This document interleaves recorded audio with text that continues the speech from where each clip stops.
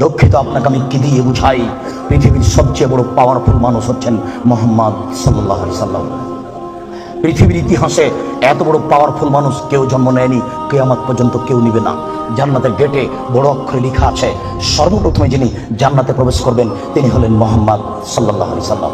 জান্নাতের ভিতরে একটা ঘর আছে, সেই ঘরের ভিতর দিকে একজন ফেরেশতাকে দাঁড় করে রাখা হয়েছে, এখনো উপস্থিত। তাকে বলা হয়েছে, কেউ যদি বাহির থেকে এসে ঠক ঠক করে শব্দ দেয়, কে যদি বাহির থেকে বলে মুহাম্মদ, তাহলে এই দরজা খুলে দিও।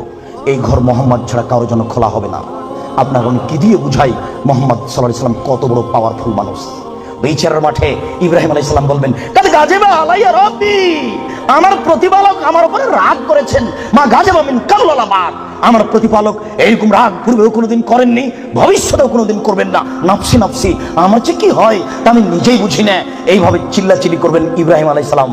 আপনার হুজুরের কি হবে, পীর সাহেবের? আপনাকে আমি কি দিয়ে বুঝাই? শুনুন, ওই সময়তে মুহাম্মদ সাল্লাল্লাহু আলাইহি সাল্লাম সিজদায় পড়বেন, তখন আল্লাহ বলবেন, এই ফারাসাক সালতুতা আসেতু সাফা, মুহাম্মদ মাথা উঠান, বলেন, যা বলবেন তাই মেনে নিব। যেই কথা বলবেন আমি সে কথা গ্রহণ করব। আপনি মাথা উঠান না, আপনি বলেন না আমাকে কি বলছেন, আমি আল্লাহ, আপনি যা বলবেন তাই মেনে নিব।